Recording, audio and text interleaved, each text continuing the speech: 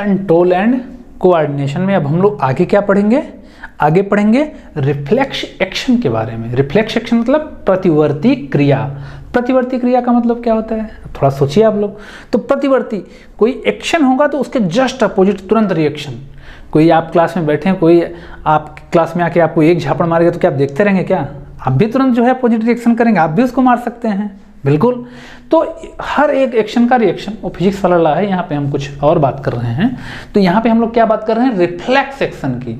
हर एक कुछ भी अगर होगा उसका जो रिफ्लेक्स एक्शन होगा उसके बारे में। तो उसको जानने से पहले कुछ और चीज़ें हम लोग पहले समझेंगे कि एग्जैक्टली रिफ्लेक्स एक्शन होता क्या है। उसके पहले थोड़ा सा और कुछ जान लेते हैं, तब रिफ्लेक्स एक्शन आप लोगों को बहुत अच्छे से समझ में आएगा। उसके पहले क्या जानना है कि दो प्रकार के प्रोसेस, एक तो होते हैं वॉलंटरी, दूसरा होता है इनवॉलंटरी। इसका मतलब क्या है, वॉलंटरी कुछ ऐच्छिक क्रियाएं। ऐच्छिक क्रियाएं का मतलब क्या है, जो हम अपनी इच्छा से करें। इच्छा से, अब हम यहाँ पे इच्छा से पढ़ा रहे हैं, इच्छा से बोल रहे हैं। तो आप बताइए इनवॉलंटरी प्रोसेस क्या होगा? सांस लेना कैसा प्रोसेस होगा? क्या आप सोच रहे हैं क्या कि अब हम सांस ले लें? नहीं ना, ये इनवॉलंटरी प्रोसेस हो गया। आपके हार्ट की धड़कन, जो हार्ट बीट कर रहा है, पल्स, ये सब हम सोच रहे हैं क्या, अपने आप हो रहा है। तो ये सब कैसी प्रोसेस होंगी, इनवॉलंटरी, ठीक है। तो वॉलंटरी प्रोसेस, इनवॉलंटरी प्रोसेस, ये सब चीजें ब्रेन के कंट्रोल में आती हैं। ब्रेन वॉलंटरी प्रोसेस भी ऐच्छिक क्रियाओं को भी कर रहा है, अनैच्छिक क्रियाओं को भी कर रहा है। इन सब से हट के कुछ अब क्या है, यहाँ पे हम देख रहे होंगे रिफ्लेक्स एक्शन के हम बारे में। अब हम लोग समझ गए हैं कि वॉलंटरी क्रियाएं भी ब्रेन नियंत्रित कर रही है, इनवॉलंटरी भी। इनवॉलंटरी में लंग की जो फंक्शनिंग है, लंग का काम क्या है बताइए? तो लंग का काम क्या है, ऑक्सीजन को अंदर जो जा रही है वो लंग के पास जा रही है और कार्बन डाइऑक्साइड को लंग ही रिलीज कर रही है। तो ये सब हम लोगों ने पढ़ा, ये सब इनवॉलंटरी प्रोसेस हैं। और इनवॉलंटरी मतलब अनैच्छिक क्रियाएं। अनैच्छिक क्रियाएं हम खुद सोच के नहीं कर रहे हैं, कोई थिंकिंग नहीं है हमारी, ये सब अपने आप हो जा रही हैं। और कौन कर रहा है, तो ये हमारा ब्रेन कर रहा है। आगे हम लोग पढ़ेंगे कि ब्रेन में कितने पार्ट हैं, कौन पार्ट कर रहा है। अभी हम लोग क्या देखेंगे, तो जो अभी हम लोग क्या ये देखेंगे कि वॉलंटरी इनवॉलंटरी का अलावा जो ये रिफ्लेक्स एक्शन है, कुछ रिफ्लेक्स एक्शन है, वो किसके नियंत्रण में है। तो अब आप ये सोचिए कि आप किसी गर्म चीज को छू लें या फिर किसी बर्फ को ही आप छुएं, तो क्या आप ब्रेन से, आप अपने दिमाग से सोच के अपने हाथ को हटाएंगे कि तुरंत हटा लेंगे? बिल्कुल तुरंत हटा लेंगे। क्यों तुरंत हटा लेंगे? क्योंकि भाई अगर ज़्यादा देर तक गर्म तवे पे हाथ रखेंगे तो क्या होगा, हाथ आपका जल जाएगा। वहाँ पे आप थिंकिंग नहीं करेंगे, और अगर थिंकिंग नहीं करेंगे, सोचेंगे नहीं, तो कौन सा पार्ट इन्वॉल्व नहीं होगा, आपका ब्रेन। ब्रेन अगर इन्वॉल्व होता है, इसका मतलब क्या है कि थिंकिंग है, इंटेलिजेंस है, मेमोरी है, ठीक है, लव है, इमोशन है, हंगर है, थर्स्ट है, ये सब जो भी थिंकिंग से रिलेटेड ऐच्छिक क्रियाएं, वॉलंटरी, सब अपने मन से हम करते हैं, वो सब ब्रेन रिलेट करती है, ब्रेन नियंत्रित करती है, ठीक है। लेकिन यहाँ पे क्या है, कुछ ऐसी क्रियाओं के बारे में हम चर्चा कर रहे हैं जहाँ पे ब्रेन एक्शन नहीं लेगी, क्योंकि ब्रेन यहाँ पे है, स्पाइनल कार्ड यहाँ से यहाँ पे है जो है, ठीक है। तो यहाँ पे अगर ब्रेन एक्शन लेगा तो थोड़ा ज़्यादा शायद समय लग सकता है, अगर सोच के आप लें। तो यहाँ पे एक ऐसा जो है सिस्टम बनाया गया है कि रिफ्लेक्स एक्शन, जो तत्कालिक प्रतिवर्ती क्रिया जो होती है, वो तुरंत हो जाती है। और कौन करता है? जी हाँ, बिल्कुल, वो स्पाइनल कॉर्ड, मेरु रज्जु के नियंत्रण में रहता है। और स्पाइनल कॉर्ड ये जानते हैं ना, स्पाइनल कॉर्ड जो होता है, ये है स्पाइनल कॉर्ड बीच का आपका, और ये हमारे ब्रेन से जुड़ा हुआ रहता है। ब्रेन के पश्च ब्रेन से, मतलब हिंड ब्रेन से स्पाइनल कॉर्ड जुड़ा हुआ रहता है। अब स्पाइनल कॉर्ड वहाँ तक अगर मैसेज जाएगा, इम्पल्स जाएगा, तो टाइम लगेगा। इसीलिए क्या होगा कि जो हमारा स्पाइनल कॉर्ड है वही रिफ्लेक्स एक्शन को जो है नियंत्रित करेगा, ठीक है। अब रिफ्लेक्स एक्शन के बारे में हम लोग जानते हैं। तो ये देखिए, हम हाथ से स्टार्ट करते हैं। तो यहाँ पे हमने देखिए क्या लिखा हुआ, सेंसरी न्यूरॉन्स। क्या लिखा हुआ है? Sensory neurons. यहाँ पे क्या लिखा गया है? रिसेप्टर्स। अब बताइए, हमारे जो स्किन है ये रिसेप्टर ही तो है ना, ठीक है। इन्वायरमेंट में, वातावरण में जो भी चेंजेस आ रहे होंगे, हमारी स्किन क्या करेगी, उसको क्या करेगी, स्किन उसके जो है कनेक्शन में बनी रहती है, उसको जो है रिसेप्टर के थ्रू जो है ग्रहण करती है, ठीक है। और जो भी चेंजेस एनवायरनमेंट में आ रहे होंगे उसको क्या करेगी, उसको जो है सेंसरी न्यूरॉन्स, यहाँ पे अफरेंट न्यूरॉन जिसको बोला जाता है अफरेंट, तो इसके थ्रू किसके पास भेजेगी, ब्रेन के पास तो जाना चाहिए था, लेकिन अगर ब्रेन के पास तो ज़्यादा समय लगेगा। और ये भी होता है कि जो अदर ऑर्गेनिज्म हैं, जो कुछ अदर ऑर्गेनिज्म हैं, उनमें ब्रेन का डेवलपमेंट इस स्तर तक नहीं होता है जिस स्तर तक हम लोगों में है। तो क्या अगर उनको आप जो है कुछ पेन दे रहे हों, ठीक है, हीट दे रहे हों, कोल्ड दे रहे हों, तो क्या वो वहाँ से नहीं हटेंगे, वो भी हटेंगे। जबकि आपने देखा कि हमारे में, हम लोगों में, ह्यूमंस बीइंग में जितना अच्छा ब्रेन है, जितना ब्रेन का डेवलपमेंट हुआ है, उन लोगों में नहीं हुआ है। तो इसका मतलब ये है कि जो हीट, पेन, कोल्ड, जो है इन्वायरमेंटल चेंजेस हैं, वो भी उसी तरीके से रिफ्लेक्स एक्शन रिएक्ट करेंगे जिस तरीके से हम कर रहे हैं।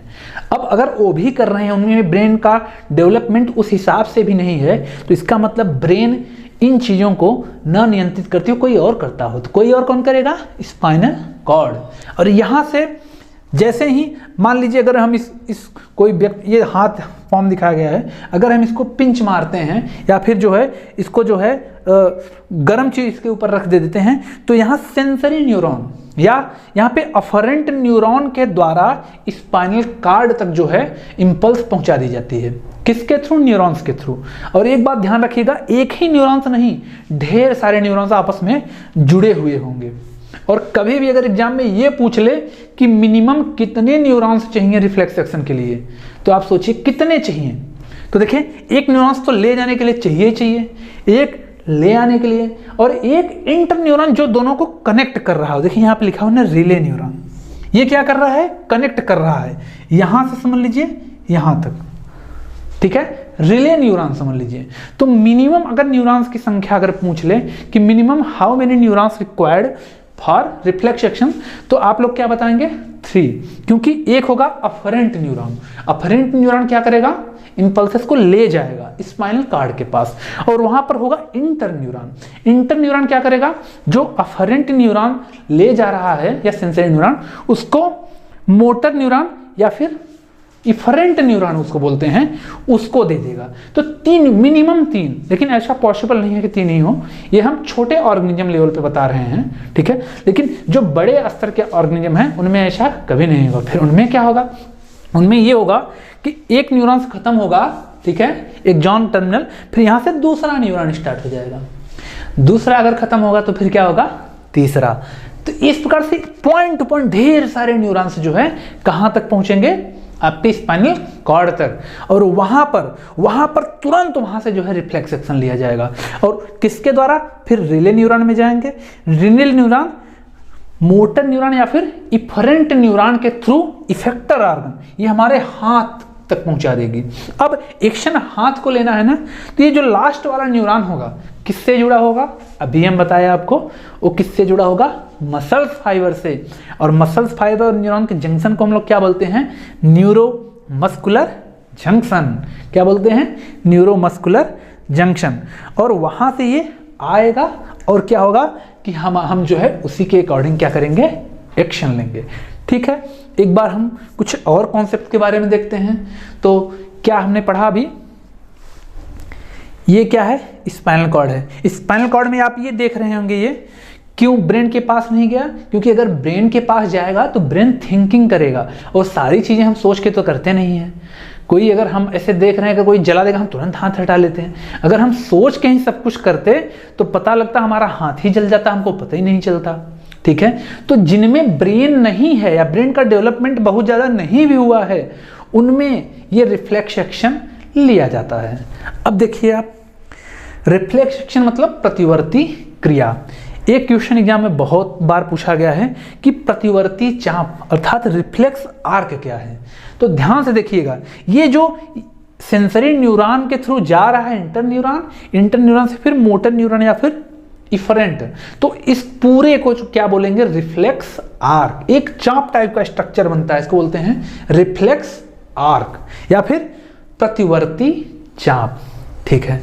और देखिए यहां पर कुछ कुछ देखिए यहाँ पर ये स्पाइनल कॉर्ड का स्ट्रक्चर है और ये ब्रेन से कलेक्टेड है। आप ये फिगर ऐसे नॉर्मली दिखाया गया है, ऐसे नहीं होता है। एग्जैक्टली ये होता है कि ये हमारा होता है स्पाइनल कॉर्ड, ठीक है। अब ब्रेन यहाँ पे है, अब यहाँ पे कोई चीज हो, यहाँ पे अगर कोई कर रहा है तो सारी नर्व्स मतलब न्यूरॉन्स जो है स्पाइनल कॉर्ड के थ्रू ही ब्रेन तक जाती हैं।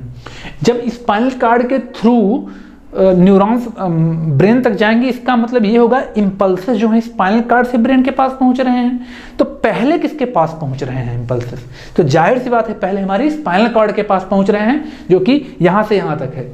और अगर ब्रेन तक जाते, ब्रेन थिंक करके एक्शन लिखता तो शायद थोड़ा ज्यादा समय लगता है। इसलिए अब होगा क्या कि जैसे ही कोई हमको जो है cold, heat, pain, otherwise snake कोई बाइट कर ले रहा है या कोई पॉइजनस एनिमल कर ले रहा है, तो क्या होगा उसमें?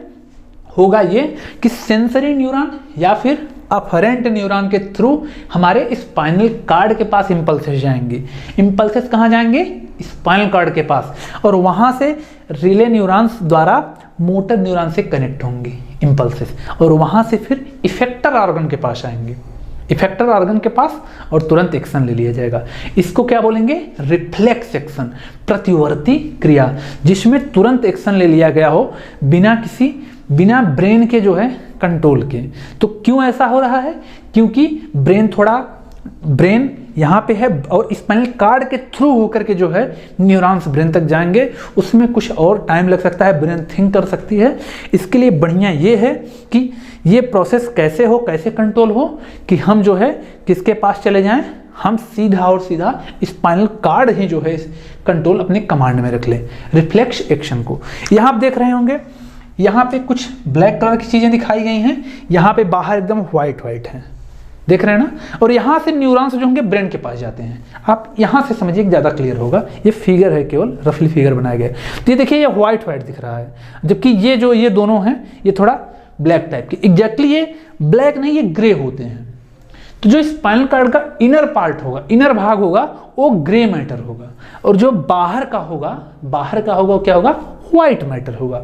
बहुत इंपॉर्टेंट है, बहुत ज़्यादा इंपॉर्टेंट है ये। जब आप फिगर को अच्छे से देखेंगे तो वहाँ से ये कॉन्सेप्ट क्लियर होगा। आपकी बुक्स में ये फिगर दिया हुआ है, ठीक है, इसको स्किप मत करिएगा, इसको समझ लीजिए थोड़ा सा, क्योंकि ये एग्जाम के हिसाब से बहुत ज़्यादा इंपॉर्टेंट है। मेडिकल एंट्रेंसेस में इससे क्वेश्चन आए हुए हैं। तो यहाँ पे आप देख रहे हैं, ये पूछेगा एग्जाम में कि जो स्पाइनल कॉर्ड है उसका आउटर जोन, आउटर क्या है? व्हाइट है कि ग्रे है? तो व्हाइट है, आपकी बुक में दिया हुआ है, इसको बोलते हैं व्हाइट मैटर।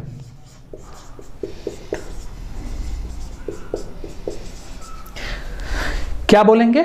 White matter. और जबकि जो इनर भाग है, जो अंदर का है, ये देखिए थोड़ा ब्लैक से दिखाएगा, लेकिन एग्जैक्टली ये ग्रे कलर का होता है, तो इसको हम लोग बोल देते हैं ग्रे मैटर।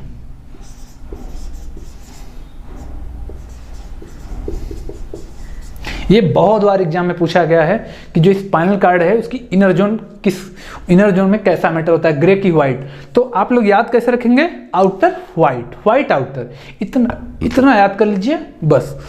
आउटर वाला व्हाइट होगा, एक याद करिए, दो याद हो जाएगा। अब ये कैसे? तो देखिए ध्यान में रखिएगा, जो स्पाइनल कॉर्ड है उसका आउटर जोन कैसा होगा? व्हाइट, और ब्रेन का क्या होगा? Outer zone grey, just opposite है दोनों का। तो आप लोग ऐसे याद करेंगे, एक याद कर लीजिए, दोनों याद हो जाएगा। एक कैसे याद करेंगे कि ब्रेन, जो स्पाइनल कॉर्ड है, स्पाइनल कॉर्ड का आउटर मैटर क्या होगा? व्हाइट होगा, जबकि इनर वाला क्या होगा? ग्रे होगा। इसको अपने दिमाग में सेव कर लीजिए। सेंट्रल नर्वस सिस्टम में कितने पार्ट पढ़े थे? 2 पार्ट। सेंट्रल नर्वस सिस्टम मतलब केंद्रीय तंत्रिका तंत्र। केंद्रीय तंत्रिका तंत्र का फंक्शन क्या है? कंट्रोल, ठीक है, कंट्रोल, कमांड, प्रोसेसिंग, ठीक है, मेनली थिंकिंग, इमोशन, जो भी सोचने की प्रक्रियाएं हैं, प्रोसेस हैं, वो किसके नियंत्रण में आती हैं? सेंट्रल नर्वस सिस्टम के। अब सेंट्रल नर्वस सिस्टम के हम लोग 2 पार्ट पढ़े थे। कौन कौन से? एक था आपका ब्रेन, दूसरा था स्पाइनल कॉर्ड। हमने ब्रेन के बारे में क्या बताया? वॉलंटरी प्रोसेस, ऐच्छिक क्रियाएं जो हम अपनी इच्छा से कर रहे हों, ठीक है। तो रिफ्लेक्स एक्शन, ध्यान दीजिएगा, ये वॉलंटरी प्रोसेस नहीं है। रिफ्लेक्स एक्शन जब आपको कोई कुछ जो है हीट, पेन, शॉक, ये सब दे रहा हो और आप उसके अगेंस्ट जो है एक रिफ्लेक्स दे रहे हो, एक प्रतिवर्ती क्रिया कर रहे हो, तो वो रिफ्लेक्स एक्शन होगा और वो जो है स्पाइनल कॉर्ड जो है के कमांड में होगा, ना कि जो वॉलंटरी प्रोसेस है। अब वॉलंटरी प्रोसेस क्या है, मैं जैसे लिख रहा हूं तो मैं सोच के लिख रहा हूं ना, कि ऐसे लिखते चला जा रहा हूं, बिल्कुल सोच के लिख रहा हूं, तो ये स्पाइनल कॉर्ड से संबंधित होगा, कंट्रोल में होगा, बिल्कुल नहीं। तो जो भी वॉलंटरी प्रोसेस है मैक्सिमम वो ब्रेन नियंत्रित करती है। मैं बोल रहा हूं, मैं खाना खा रहा हूं, आप साइकिल चला रहे हैं, आप दौड़ रहे हैं, आप इमोशन आपके अंदर हैं, ये सब ब्रेन से रिलेटेड है, ना कि हमारे स्पाइनल कॉर्ड से। क्यों? क्योंकि ये वॉलंटरी है, हमारी इच्छा पे है। ठीक है, अब कुछ इनवॉलंटरी प्रोसेस के बारे में बात कर लेते हैं। अब बताइए, हम लोग सांसें लेते हैं कि नहीं? बिल्कुल हम लोग ब्रीदिंग करते हैं। तो अगर आप ब्रीदिंग सांसें ले रहे हैं तो क्या आप अभी सोचेंगे कि चलो अभी मैं सांस ले लेता हूँ? बिल्कुल नहीं। कोई सोच के सांस थोड़ी लेता है, सांस सब ले रहे हैं भाई।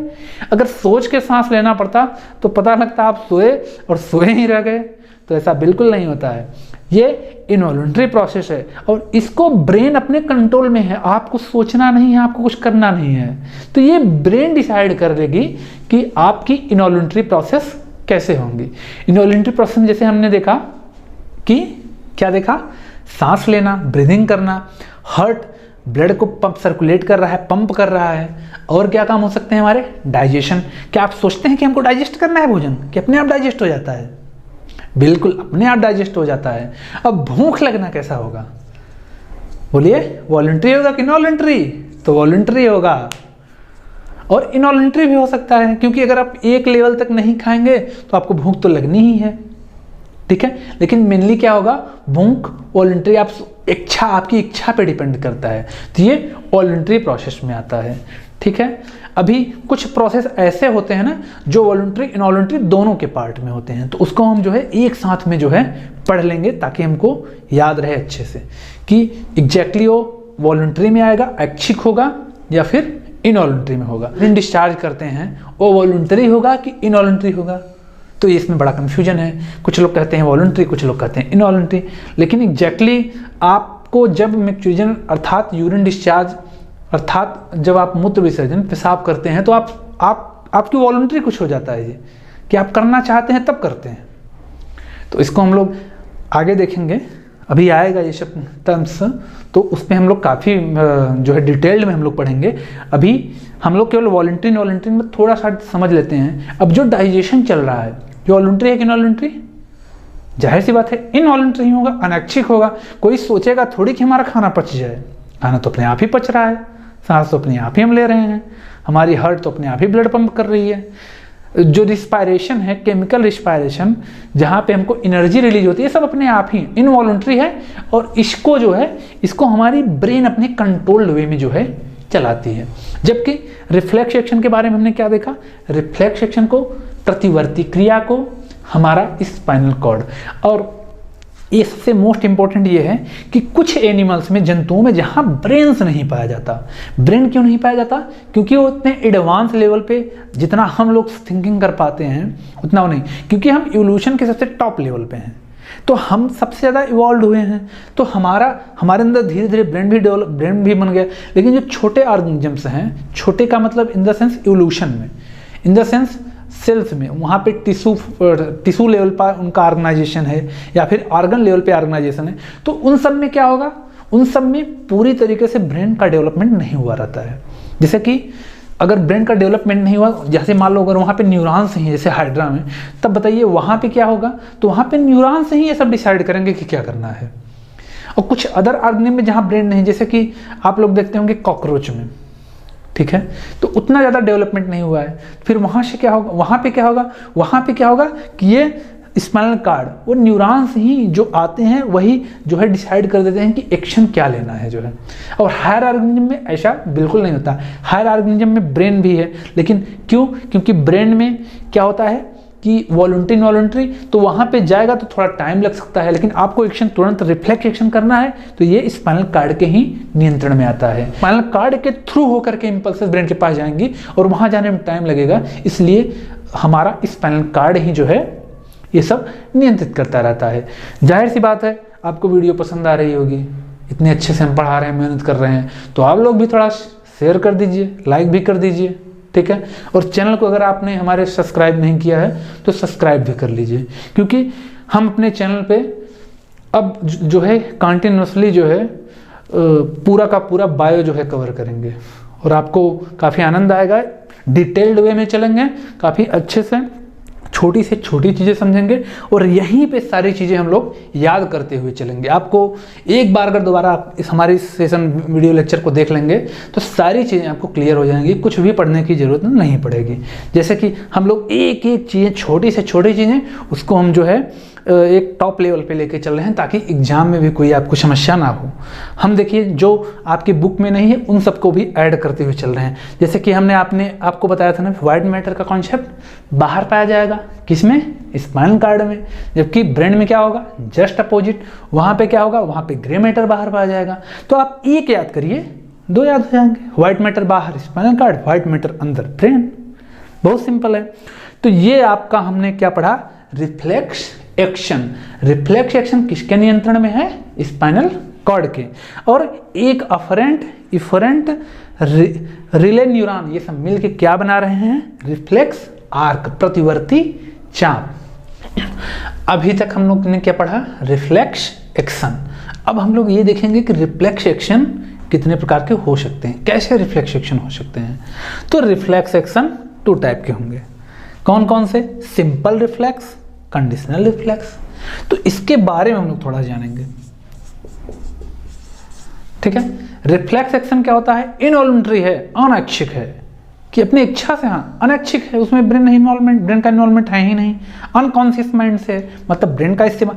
अनकॉन्शियस माइंड का मतलब ये होता है कि जहां पर आपकी ब्रेन एक्टिव ना हो। कॉन्शियस मतलब आप दिमाग से काम कर रहे हैं, ब्रेन से। अनकॉन्शियस हैं, अनकॉन्शियस का मतलब ये होता है कि वहां पे आपका ब्रेन इनएक्टिव है। और इनवॉल्वेंट का मतलब अनैच्छिक। तो रिफ्लेक्स एक्शन कैसा होता है, अनकॉन्शियस माइंड से और इनवॉलंटरी होता है। अब यहाँ पे हम लोग 2 देख रहे हैं, एक देख रहे हैं सिंपल रिफ्लेक्स, दूसरा है कंडीशनल रिफ्लेक्स। अब ध्यान से देखिएगा, देखिए जब भी बच्चा पैदा होता है, बच्चा पैदा हुआ तो 4 दिन 10 दिन का है। अब बताइए मक्खी अगर उसके आँख पे, आईलिड पे जाके बैठेगी तो क्या वो अपनी आईलिड को नीचे करेगा या फिर ऐसे बैठने देगा, आप देखिएगा। या फिर अपनी पलक को आप झपका रहे हैं या फिर कुछ मक्खी बैठ जा रही है, तो ये सब आप कर रहे हैं कि अपने आप हो जा रहा है, ये अपने आप हो जा रहा है, ये इनबॉर्न है। जो इनबॉर्न रिफ्लेक्सेस होते हैं उनको हम बोलते हैं सिंपल रिफ्लेक्स, ये अपने आप होते हैं, इसमें हमारा कोई रोल नहीं है। अनकॉन्शियस माइंड से हम लोग इसको कर देते हैं। अनकॉन्शियस माइंड मतलब हम सोचते विचारते नहीं हैं। इनबॉर्न मतलब हम पैदा हुए हैं तब से हमारे अंदर है। देखिए यहाँ पे एग्जाम्पल लिखा हुआ है, नी जर्क रिफ्लेक्स।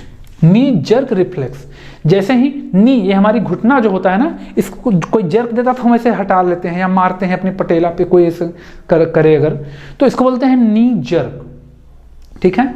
ये हम अपने पैर को जो है, अपनी नी को, घुटने को जो है या हटाएं, या कोई पिन चुभ हो रहा है वहाँ पे जो हम प्रतिक्रिया देते हैं, रिफ्लेक्स करते हैं, उसको बोला जाता है। ये सब इनबॉर्न है, पहले से ही है, बच्चों में भी है, बट सब में है। ये एक्शन होगा ही होगा, मतलब इसको सीखा नहीं जा रहा है। Unconscious, involuntary. और ये सब किसके नियंत्रण में है, स्पाइनल कॉर्ड के, स्पाइनल कॉर्ड के नियंत्रण में है, या मेरु रज्जु। दूसरा है कंडीशनल रिफ्लेक्स। कंडीशनल रिफ्लेक्स भी रिफ्लेक्स एक्शन है, लेकिन इसमें थोड़ा सा जो है चेंजेस है। इसमें क्या है, ये भी पहले तो स्पाइनल कॉर्ड के नियंत्रण में नहीं होता, लेकिन बाद में स्पाइनल कॉर्ड में, इसको भी आप अनकॉन्शियस माइंड से कर सकते हैं। तो ये बड़ा वो क्वेश्चन हो जाता है, कैसे ऐसे हो गया। तो इसलिए ऐसे हो गया, इसलिए कंडीशनल रिफ्लेक्स हो गया, क्योंकि पहले तो ये क्या था कि इसमें ब्रेन का इन्वॉल्वमेंट था। आप पहले उसको, जैसे आप साइकिल, एक बच्चा जब साइकिल चलाना सीखता है तो ऐसे नहीं चलाने लगता, पहले वो ऐसे नीचे देखता है, आगे नहीं देखता, अपने नीचे अपने पैडल को देखता रहता है वो, फिर वो जो है ऐसे पैडलिंग करता रहता है। लेकिन जैसे वो सीख लेगा तो वो साइकिल चलाने के लिए कुछ देखेगा नहीं, वहां पे वो अनकॉन्शियस माइंड से ऐसे एक्शन को कंडीशनल रिफ्लेक्स बोल देंगे। क्यों, क्योंकि वहां पर अब ब्रेन इन्वॉल्व नहीं हो रही, लेकिन शुरू में सीखने के लिए बाय एक्सपीरियंस से हमको गेन हुए हैं।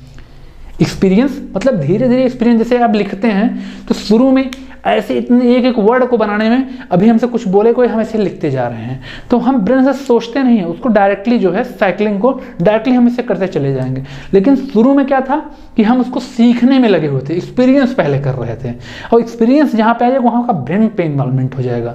लेकिन बाद में जैसे जैसे हम उसको सीख लेंगे वो फिर कंडीशनल रिफ्लेक्स में कन्वर्ट होता जाएगा, वो अपने आप होता जाएगा अनकॉन्शियस माइंड से। उसमें क्या है, साइकिलिंग है, ड्राइविंग स्कूटर है, क्या आप बाइक पे बैठते हैं तो क्या आप नीचे देख करके गियर लगाते हैं? ठीक है, बिल्कुल जो है अपने आप आपका पैर ऑटोमेटिकली गियर को लगाता जाएगा।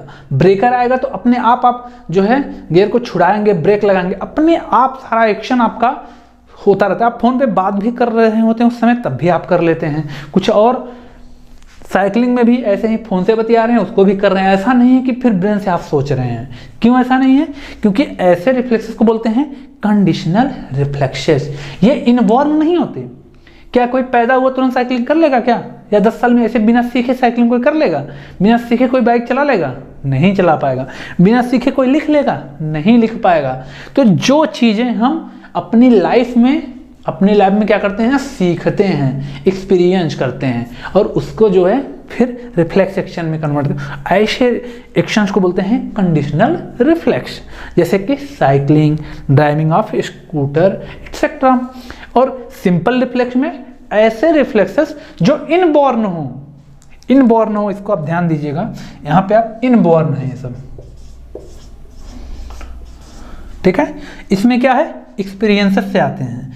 तो इनबॉर्न अगर है मतलब हम जैसे ही बॉर्न हुए, पैदा हुए, वो तब से अंतिम तक रहेगा, उसमें हम सोच विचार नहीं सकते हैं। एक बच्चा है, ऐसा नहीं है कि वो अपनी पलक झपकाना सीखेगा, ठीक है। ऐसा नहीं है कि वो अपने पैर को चलाना सीखेगा, ठीक है। वो इनबॉर्न है, जैसे वो पैर उसके अंदर है ही वो पहले से ही। क्या कोई जो है पैर को हटाने के लिए भी स्कूल जाता है क्या? बिल्कुल नहीं। तो पैर को अगर हटाना है या फिर जो है कुछ काम वो जो कर रहा है अपने जो है नीज, जैसे कि कॉर्नियल रिफ्लेक्स, आप अपनी पलक को झपका रहे हैं, आईलिड को जो है, तो इस सब के लिए आप स्कूल में जाकर थोड़ी सीखते हैं। एक छोटा सा बच्चा भी ये सब कर लेता है। तो ऐसे रिफ्लेक्सेस जो हैं सिंपल रिफ्लेक्स बोले जाते हैं। और रिफ्लेक्स एक्शन आपने देखा था क्या था? रिफ्लेक्स एक्शन केवल अनकॉन्शियस माइंड से स्पाइनल कार्ड जो है जिसको नियंत्रित कर रही है, ब्रेन का इन्वॉल्वमेंट नहीं है, तो रिफ्लेक्स एक्शन था, ठीक है। तो ये आपका ये टॉपिक हो गया। वीडियो पसंद आ रहा है तो इसको लाइक करिए और अपने दोस्तों में भी शेयर करिए, वो भी इसका फ़ायदा उठा सकें। और इसको आप जो है अच्छे से पढ़िए, वीडियो को बार बार पॉज करके देखिए, रिवाइज करिए, और पसंद आ रहा हो तो हमारे चैनल को, माइंड मेकर गुरुजी चैनल को भी सब्सक्राइब करिए। हम जो है आगे चल करके इसमें काफ़ी चीज़ें और भी ऐड कर रहे हैं, और भी सब्जेक्ट्स की वीडियो लाएंगे और आपको ज़रूर पसंद आएंगी।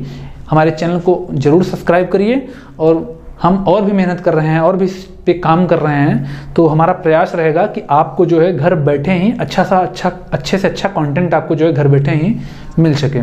क्योंकि ये कोरोना का टाइम देखिए फिर से स्टार्ट हो रहा है, तो यहाँ पे काफ़ी प्रॉब्लम्स हैं बाहर निकलने में। तो आप लोग घर में रहिए, सुरक्षित रहिए, और माइंड मेकर गुरुजी का फ़ायदा उठाइए। हम आपको फ्री ऑफ कॉस्ट पूरा कंटेंट, एक से मतलब अच्छे से अच्छा कंटेंट हम तैयार करके आपको जो है ये प्रोवाइड करा रहे हैं। और हम काफ़ी मेहनत करेंगे कि आपके जो एंट्रेंस एग्जाम है या फिर बोर्ड एग्जाम है, इससे बाहर जो है कुछ ना जाए।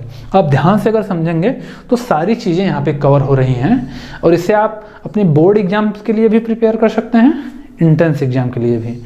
और आगे अगला लेक्चर हमारा क्या होगा, इसी के आगे से हम लोग ब्रेन के बारे में पढ़ेंगे और ब्रेन को समझेंगे। ब्रेन से ही ब्रेन को समझा जाएगा, और उसको पढ़ने में काफ़ी मज़ा आएगा। काफ़ी रुचिकर चीज़ें हैं कि जैसे कि अब हम पढ़ते किससे हैं, ब्रेन से, दिमाग से ही पढ़ते हैं। और किसके बारे में पढ़ेंगे, तो ब्रेन के ही बारे में पढ़ेंगे। तो थोड़ा सोचेंगे अगर आप लोग, तो आप लोगों को बहुत मज़ा आएगा। और ये जो पढ़ रहे हैं आप लोग, इसको थोड़ा सीरियसली पढ़िए। और जिसके टॉपिक की चीज़ नहीं है, जिसकी चीज़ वो भी पढ़ सकता है, क्योंकि ब्रेन के बारे में तो पढ़ना है। और ब्रेन से अगर ब्रेन को पढ़ेंगे तो और भी अच्छी चीज़ है। आप कम से कम उसका बेसिक तो जानते रहेंगे। कोई पूछेगा तो बताने के लिए भी, ये रिफ्लेक्स एक्शन क्या है शायद आप पहले ना जानते हो। इनबॉर्न जो होता है, सिंपल रिफ्लेक्स, कंडीशनल रिफ्लेक्स, ये बेसिक सी चीज़ें हैं। आप जानेंगे, आपको अच्छा लगेगा। और थोड़ा सा कंसंट्रेशन के साथ अगर बैठेंगे, हमारे लेक्चर को देखेंगे, तो ऐसा नहीं है कि आपको समझ में नहीं आएगा। आपको सारी चीज़ें एक एक करके क्लियर होती जाएंगी। और कोई भी चीज़ें लगभग मिस नहीं होंगी, सब कुछ आपको जो है हमारे वीडियो में मिलेगा। तो हमारे चैनल को जो है लाइक करिए और वीडियो को जो है शेयर करिए और सब्सक्राइब भी करना ना भूलिए, ठीक है। तो पढ़ते रहिए, हंसते रहिए, मुस्कुराते रहिए।